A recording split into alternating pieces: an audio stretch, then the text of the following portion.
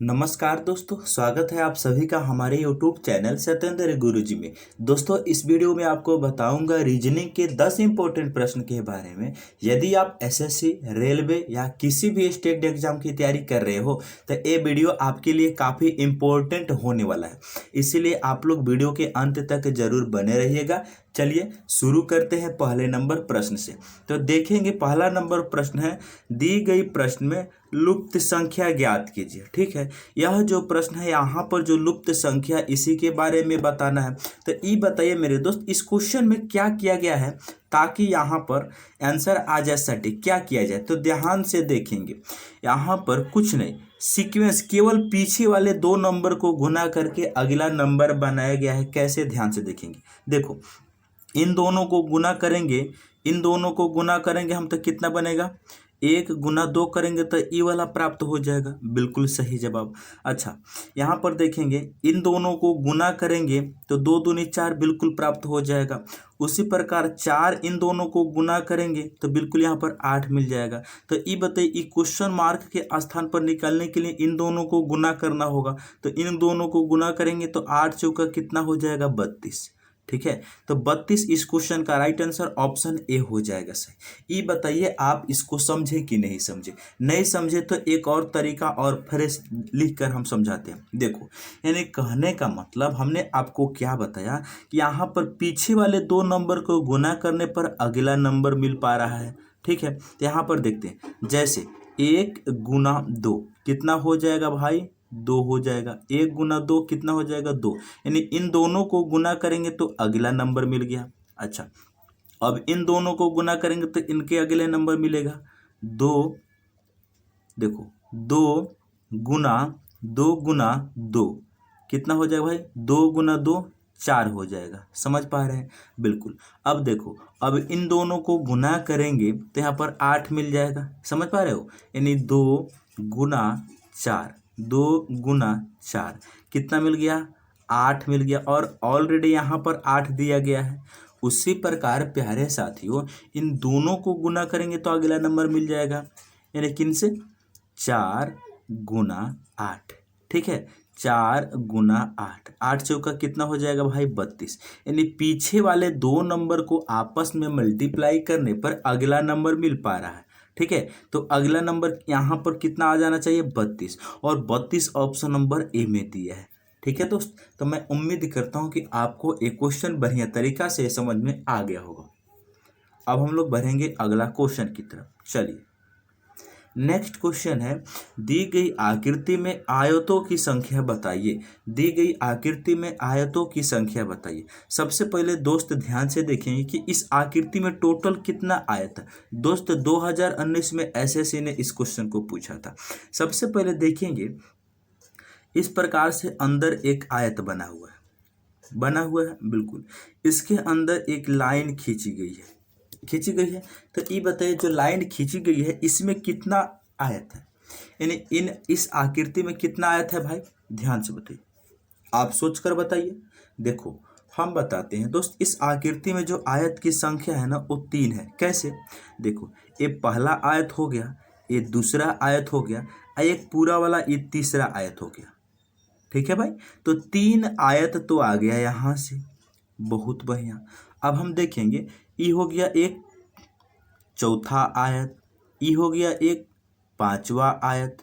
समझ रहे हो, लेकिन मेरे प्यारे साथियों यहाँ पर 5 आयत बिल्कुल सटीक सा दिख रहा है।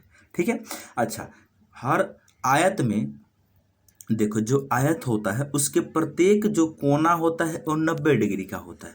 ठीक है, तो यानी यहाँ पर तो एक ई वाला आयत हो गया। अच्छा, एक ई वाला भी आयत हो गया। ठीक है, यानी कितना हो गया, 3 गो ई या 2 गो ई मिला के कितना, 2 यहाँ से हो जाएगा, कितना हो जाएगा भाई, 5 हो जाएगा। तो इस क्वेश्चन का आंसर हो जाएगा ऑप्शन नंबर डी, 5। लेकिन मेरे दोस्त, आप लोग पूछिएगा कि इसको आप काहे नहीं लिए हैं। मेरे दोस्त, यहाँ पर देखो, हम सभी कोई जानते हैं कि प्रत्येक कोण 90 डिग्री का होता है। यहाँ पर 90 डिग्री का कोण नहीं बन पा रहा है, क्यों, फिर से दिखाते हैं। देखो, यहाँ पर जो एक कॉर्नर है इसको ऐसे खींच दिया गया है। ठीक है, इसीलिए ये आयत में काउंट नहीं होगा। अगर यहाँ पर 90 डिग्री करके पूरा बनाता, यानी यहाँ पर भी 90 डिग्री का कोण बनता, 90 डिग्री, क्योंकि आयत की प्रत्येक कोण 90 डिग्री का होता है। जैसे कि यहाँ पर ई लाइन खींचा गया, ई लाइन स्ट्रेट है ना, जबकि यहाँ पर ई लाइन ऐसे है, ई लाइन क्या है, आप बीच में यहाँ पर टेढ़ा है, इसीलिए ई एक्चुअल में आयत जैसा काउंट नहीं होगा। तो हमारा कुल मिला के कितना आयत हो गया भाई, 5 आयत हो गया, और एसएससी ने भी 5 आयत दिया है। अच्छा, बहुत सारे टीचर है जो इस 6 आयत दे देंगे, 6 नहीं हो सकता, क्योंकि यहाँ 90 डिग्री का कोण नहीं बन पा रहा है। ठीक है भाई, चलो अगला क्वेश्चन। अगला क्वेश्चन दिया है, दी गई आकृति का दर्पण प्रतिबिंब क्या होगा। देखो, दर्पण प्रतिबिंब में एक्चुअल में क्या होता है कि उसमें दायां चेंज हो जाता है बायां में, अब बायां चेंज हो जाता है दायां में, ऊपर और नीचे सेम रहता है। ठीक है, ये बात कंसेप्ट याद रखेंगे हमेशा।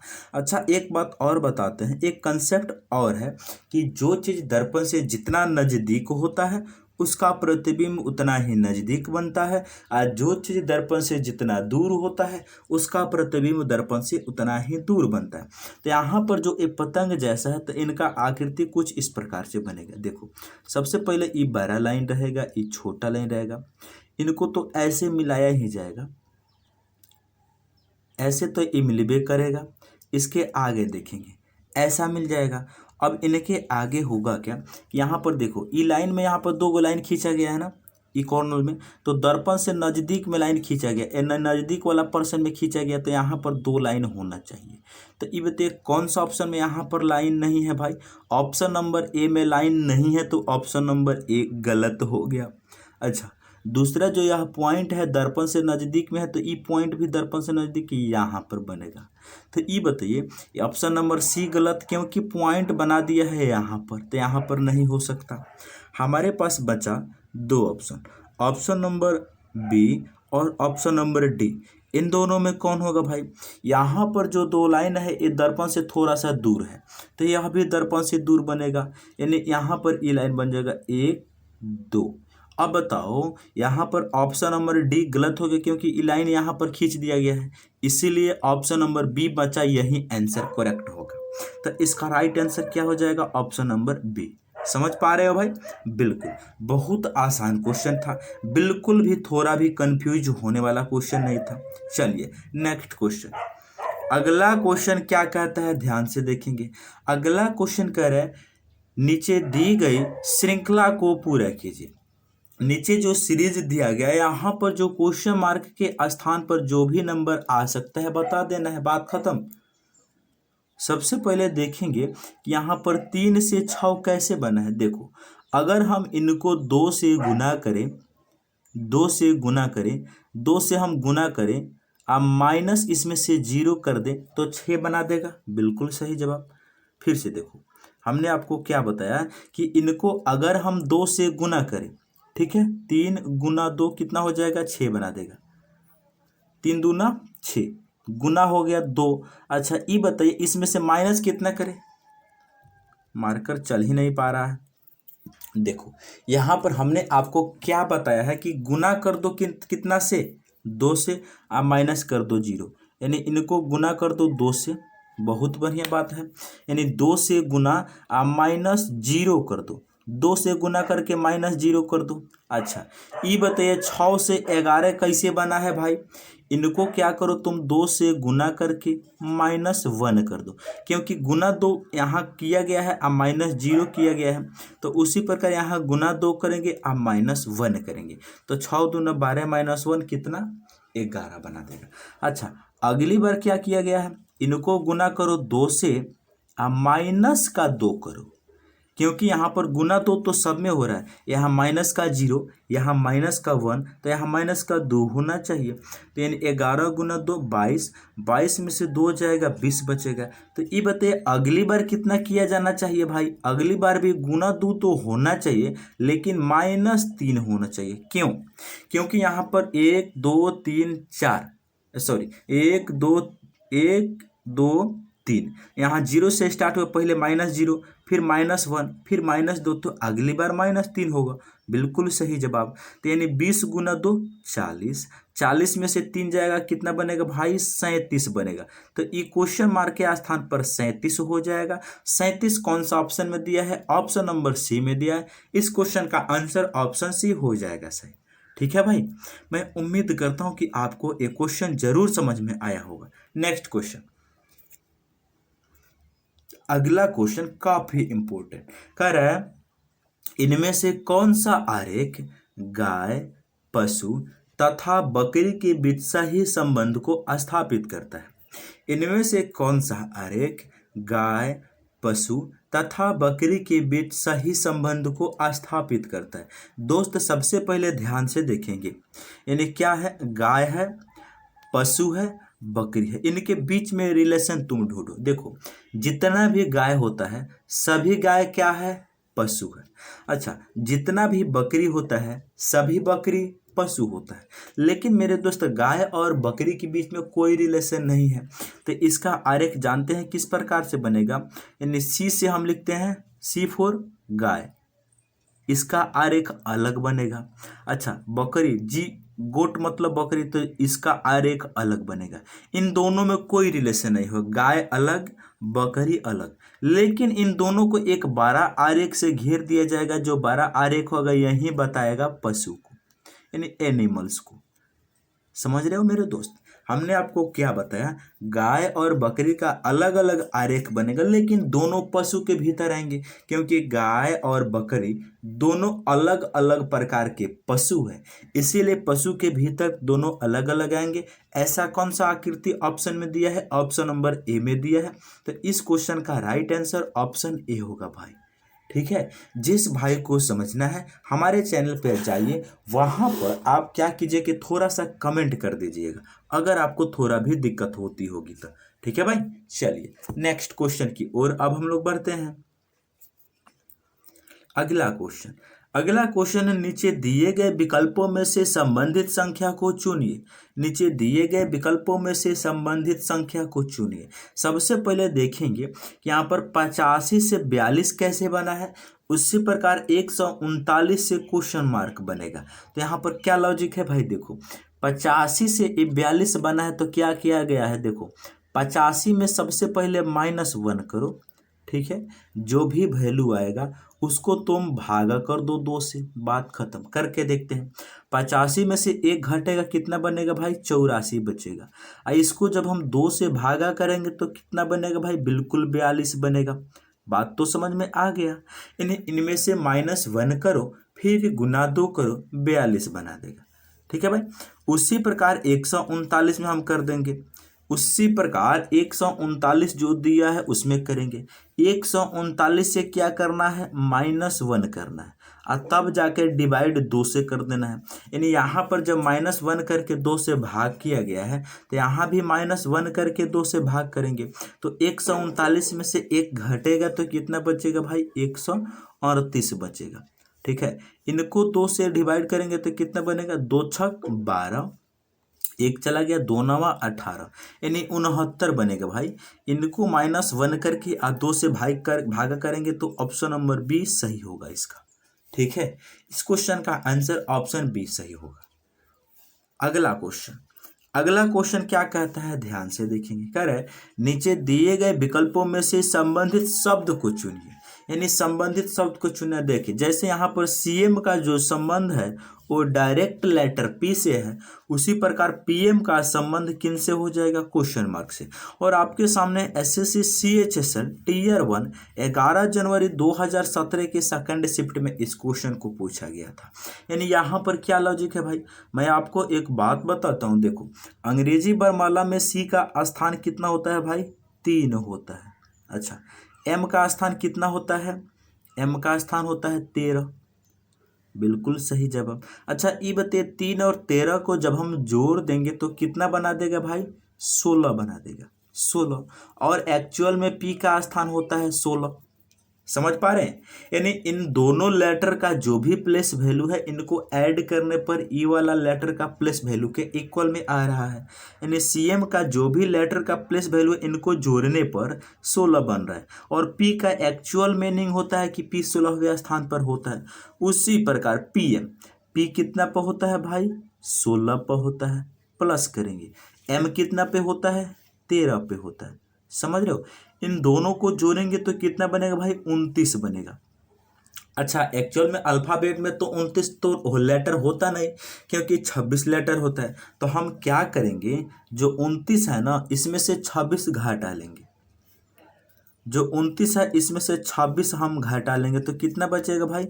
3 बचेगा। और तीसरे स्थान पर लेटर कौन सा होता है? सी होता है। तो इस क्वेश्चन का राइट आंसर ऑप्शन नंबर हो जाएगा डी। समझे हैं कि नहीं समझे कि कैसे इस प्रश्न को किया गया है? बिल्कुल। चलिए अगला क्वेश्चन,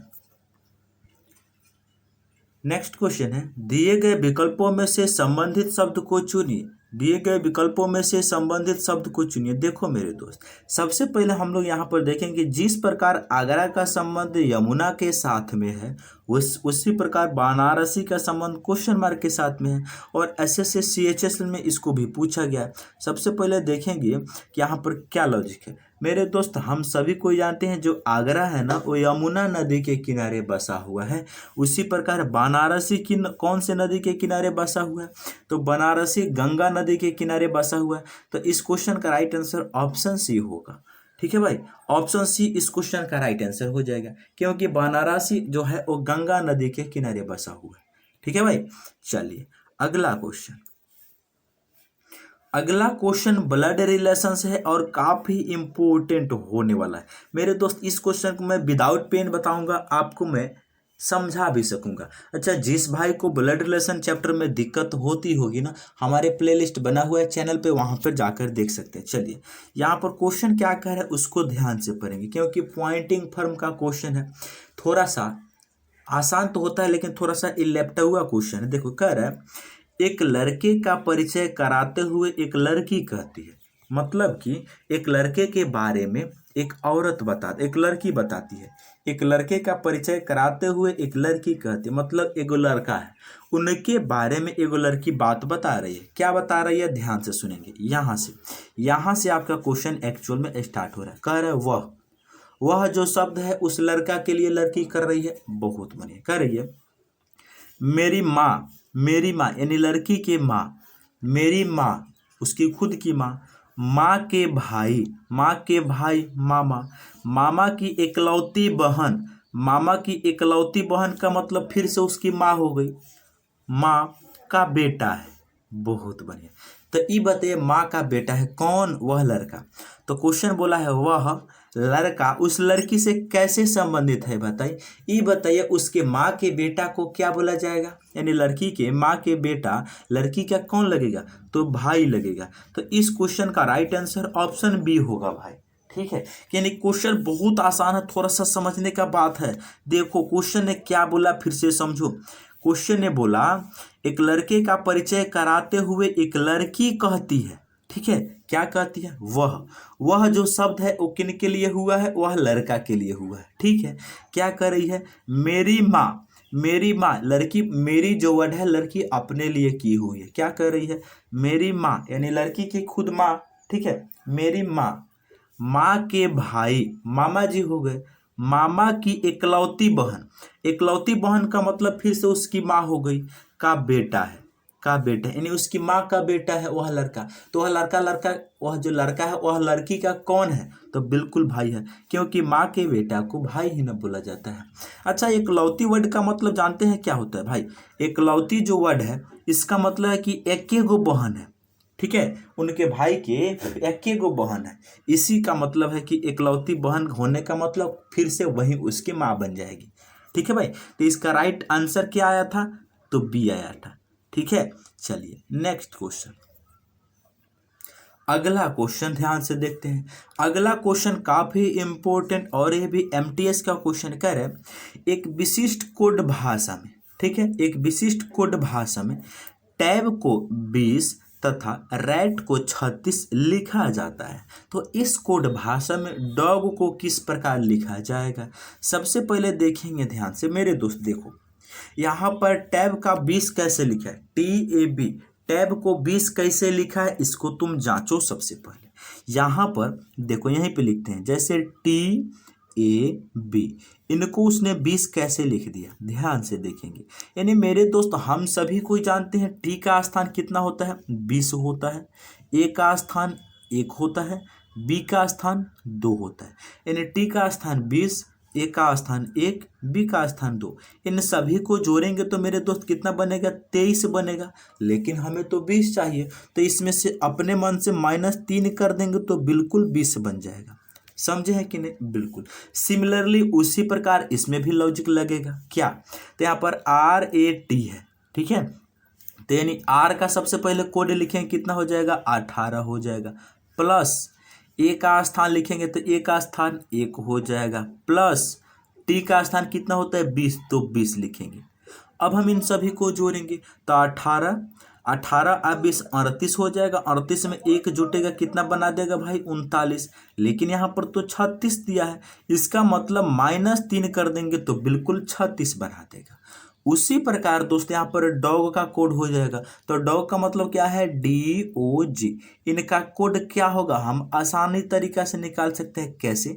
डी का स्थान होता है 4, ओ का स्थान होता है 15, जी का स्थान होता है 7। इन सभी को ऐड करेंगे तो कितना बनेगा भाई, 15, 15 4 19, 19 में 7 को जोड़ेंगे बनेगा भाई 26। लेकिन 26 तो हुआ, लेकिन जितना भी लेटर का प्लस वैल्यू का एडिशन था उसमें से -3 करके आंसर आ रहा था, तो इसमें से भी -3 करेंगे तो 26 माइनस का 3 कितना बना देगा भाई, 23 बना देगा। और 23 कौन सा ऑप्शन में दिया है भाई, ऑप्शन नंबर बी में दिया है। तो इस क्वेश्चन का राइट आंसर ऑप्शन बी होगा। ठीक है दोस्त, चलिए, तो मैं उम्मीद करता हूं कि आप लोग सारे प्रश्न को बहुत ही अच्छे तरीक़ा से समझ गए होंगे। यदि आप हमारे चैनल पर पहली बार आए हैं तो चैनल को जरूर सब्सक्राइब करें। मिलते हैं नेक्स्ट वीडियो में।